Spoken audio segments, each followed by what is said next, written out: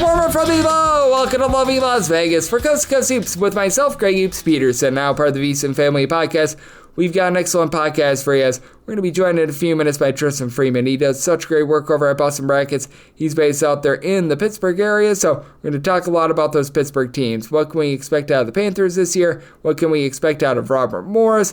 And we're going to take a look at some of these, shall we say, mid-major conferences that have really fallen on tough times as to why, how we take a look at just the hierarchy of mid-major basketball in general, and a few teams that he is thinking might be able to ascend/decline, and which teams are a big giant question mark this season. So great chat coming up with Tristan here on the podcast today. Would give you guys a roundup of the news and notes of college basketball, but we're just not getting a lot of news and notes anymore with the transfer portal very much petered out. But that said, what we do have is a podcast every single day for you guys. And if you do have a question, comment, segment idea, what have you for this podcast, you do have one of two ways we offer those in. First one is my Twitter/X timeline at @GUnit_D1. Keep in mind, letter CM, maybe does not matter, so as per usual, please do send these into the timeline. And the other way is find an Apple Podcast review. If you rate this podcast 5 stars, it is very much appreciated. From there, you're able to fire in whatever you'd like to hear on this podcast via that 5-star review. Did not get in any Twitter/X questions today, but everything is powered by Edge Boost. Over at Edge Boost, are making sure that bettors are able to access their funds whenever and wherever they want.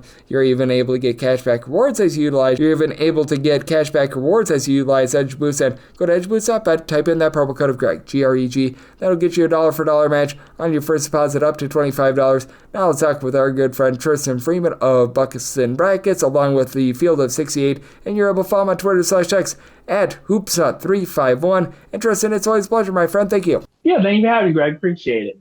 I appreciate you, and Tristan, I really do appreciate the fact that we are getting closer and closer to the upcoming college basketball season, and I know you're doing a great job locking it down out there in the lovely city of Pittsburgh. And just how do you take a look at what the Panthers are going to be able to do this season? Because I think that you'd agree with me, it's been a little bit uneven for them over the last few seasons. They've been one of the teams that have been really hurt by the transfer portal, and I think that it's going to be really interesting to see what they get this year with a backcourt that is going to be very new look, and a guy DeMarco Minor coming in, who we saw him put up good numbers over at Oregon State, but he did so a little bit more at a lower level last few years. Yeah, last year Pittsburgh's strength was the backcourt with Jalen Lowe and Ish Leggett and Damian Dunn when the few times he was healthy, with the front court, being a weakness considering how poor they were on boards. This offseason they bring in Deshaun Jackson, a very good physical big man from Iowa State. You bring back Cam Corn, and you add Barry Dunn to average 17 a game as a combo forward Arkansas State. But as you mentioned, the backcourt is now the weak part with Lowe and Leggett now gone. Minor was a solid guard, but he wasn't even a double-digit scorer back at Oregon State. So he's going from the WCC to the ACC. We'll see what he can do as the lead guard. And then they add, Notice Idrusitis, pardon the butcher of the name, who's former 4-star prospect from Iowa State.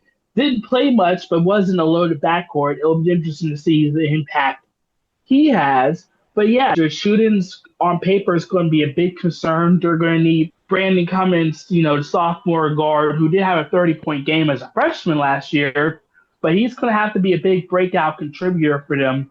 Otherwise, the backcourt is going to be what holds them back from being a potential tournament team next year. Yep, it is going to be really interesting with Corn coming in. That should be able to help them out quite a bit, but there is going to be some very fascinating pieces that are going to be moving around for Pittsburgh. And the one thing I think is also a detriment, but it's also a benefit to Pittsburgh is, as we know, the bottom of the ACC is going to be rough, so if they do find themselves on the bubble, that'll be hurting them, but that also means that they should be able to pick up some nice, easy wins as well, because you've got a team like a Boston College that they did nothing this offseason. I have really been underwhelmed with what Wake Forest has been able to do as well. I recognize that Nate Calmezzi wasn't too bad when he was over at Washington this past year, but that's a guy that I take a look at, and I expect a little bit more from him, actually, Washington State. But I do take a look at just this entire ACC, and once again, it feels like it's the same old, same old. A few top teams with Louisville, North Carolina, Duke, I'll throw in there NC State and Virginia, and then these bottom teams like Boston College, Georgia Tech. I think that Florida State's going to be rough as well. I think that they're really going to bring down the conference. Yeah, an 18-team league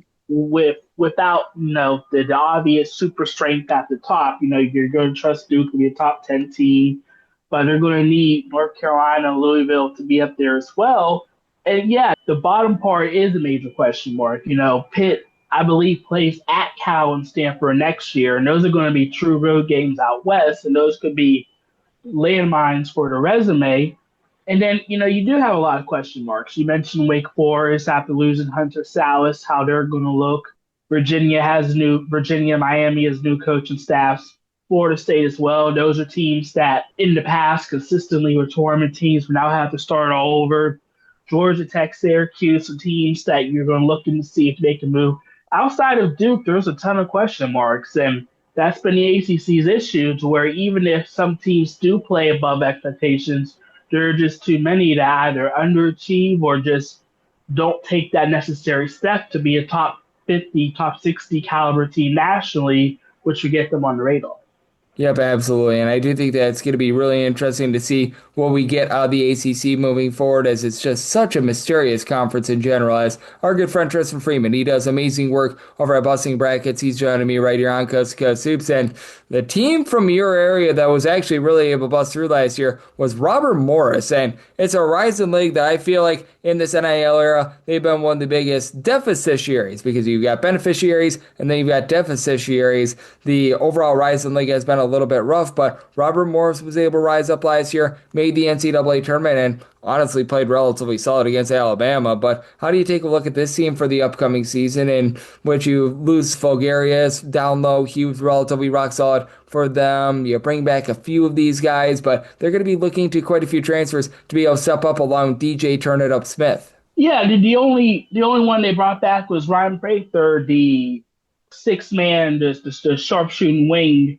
He's the only one effectively back. Everyone else is gone. But they brought in a few notable D1 transfers. You obviously have Deshaun Good, who is one of the top freshmen in the Horizon League. He comes over from IU Indy, and he's going to be a breakout contributor. Nikolaus Chikadis, who was a 6'7" forward from North Carolina A&T, who was a top 20 rebounder. So he's going to be the guy that's going to replace Alvaro Fulgaris' impact on the boards. And then you add several JUCO and D2 transfers. Cam Wilds averaged 20 a game at Clarion.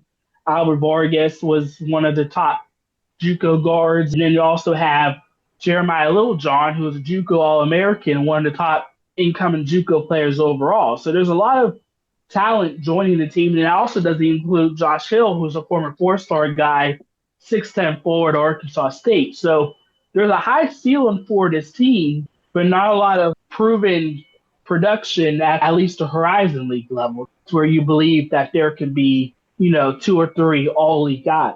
It's going to be a question mark, but that's what happened last season, because no one knew what impact Amarian Dickerson would do or Joshua Majafo, and they ended up being great pickups, as well as Cam Wood. So I think Andy Tol's going to be looking for the same thing, but on paper, he got a lot of players who could be the potential go-to guys for the Colonials. Yeah, but I think that it is going to be a really interesting conference in general, where the defense in the conference just has not been great, to say the least. And I just take a look at that entirety of the Horizon League, and I think much like last year, it's going to be wide that open. I think that this is a conference that has very much taken a step back, and I look at teams like perhaps a UW Milwaukee and Youngstown State as teams that could be able to have a little bit of upside, just because I feel like any team that plays defense out there in the Horizon League has a chance, because it's become a forgotten art. And you also have a team in UW Green Bay that they are currently being coached by a man that's a radio show host, and that has not been too great for them either. The top defensive units have been either Oakland and the long-term head coach Greg Campy, and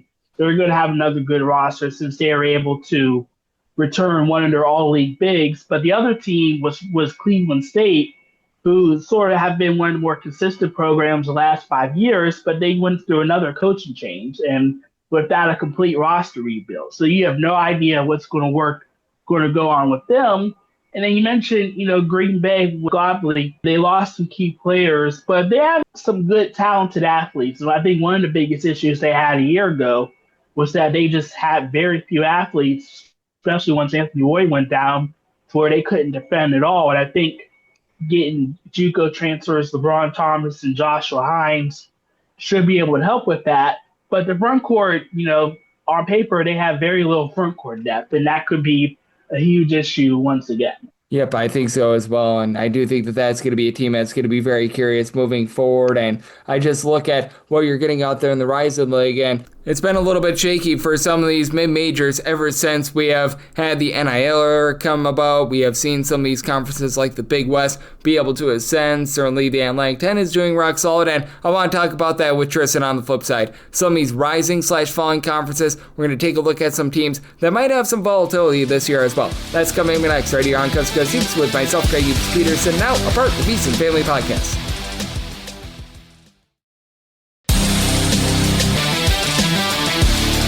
And we're back here in lovely Las Vegas for Coast to Coast Hoops with myself, Greg Peterson, now part of the VSiN Family Podcast. Always great to be joined by Tristan Freeman. He does such an amazing job over at Boston Brackets, taking a look at this great game that we all know and love of college basketball. Follow him on the old Twitter/X at HoopsOut351. And Tristan, we left off by talking about some of these conferences that have been able to be very much benefited by the NIL era, and some of these conferences that, well, they've been cratering a little bit. I'm not sure you've been taking a look at sort of the mid-majors scene this offseason, but I feel like there have been a few conferences that have really been able to ascend. Like the Big West, we saw what they were able to do last year, and it feels like they have been one of the clear winners of everything that's happened with NIL, what have you. You've had these teams like Santa Barbara, obviously UC Irvine, what have you. They've been able to do a really good job of being able to stay rock solid. And then you've got some of these other mid-major leagues like the Metro Atlantic. We just talked about the Rising League, and they've been really falling back. And I think that it is very curious to take a look at sort of the divide between the haves and the have-nots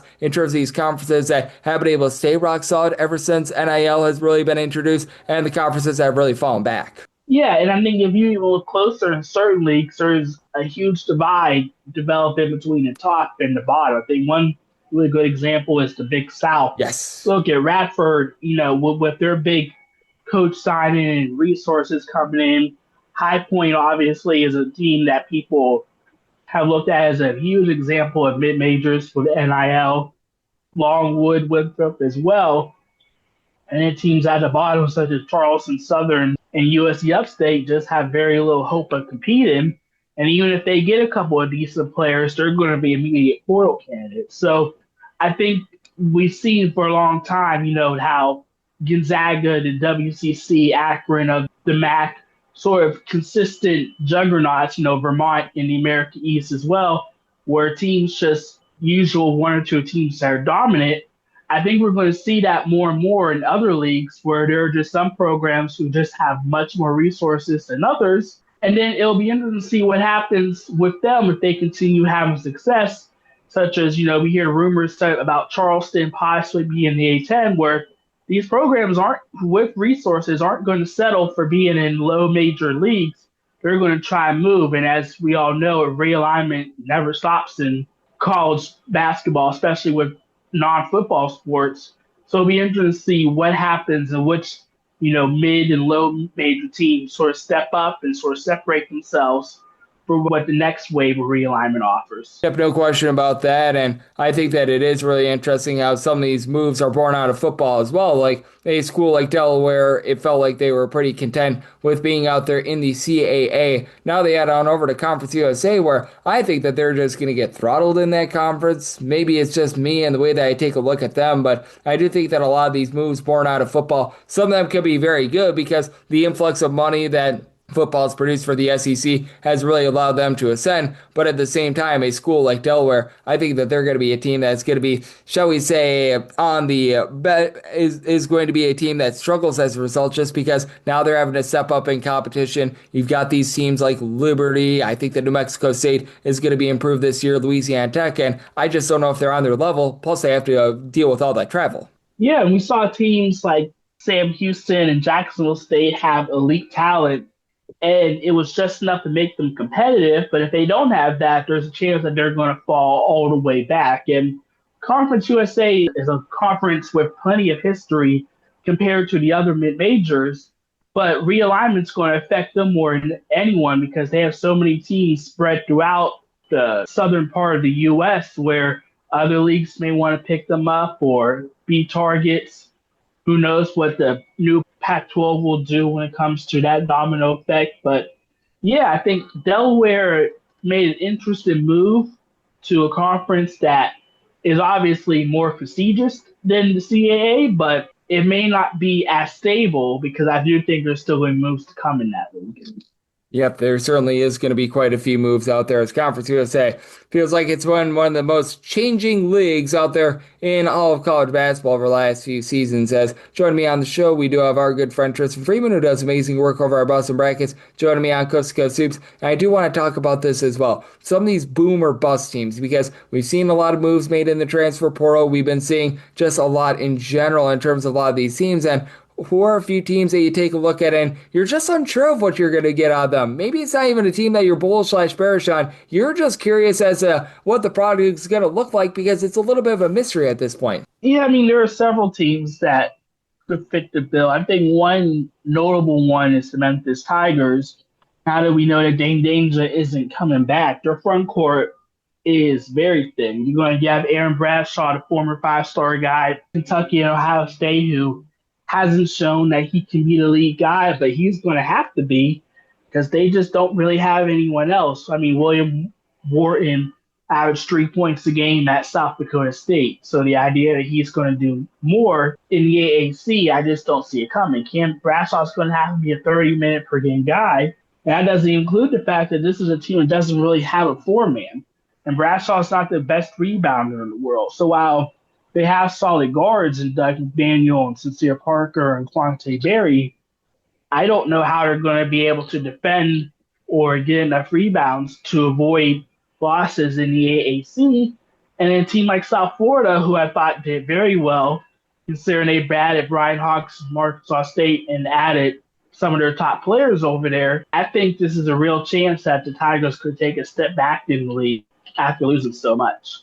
Oh, I am right there with you on Memphis, and I do think that South Florida did a really good job this offseason. They're a team that I'm very bullish on. I think that there's a good chance that they're going to be able to win that conference, and I think that that would come as a surprise to a lot of people. And is there maybe another team or two that you take a look at and you wouldn't be surprised if they win their conference? Maybe a lot of people are thinking that it's going to be a different team. Maybe they're thinking that there's like a consensus favorite, and maybe you're looking to zigzag on that just a little bit because I do think that there's a lot of leagues in which there's like a clear-cut favorite in there, but I do think that there's a few leagues, like I take a look at, for example, the Metro Atlantic, where I think that it's very much out there for the taking in that conference.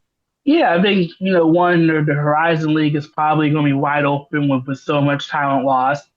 The A10 is an interesting one because, teams like St. Louis return a lot, but there's still questions about their defense. Do you have some like George Washington, who had a great offseason? We'll see what they can do.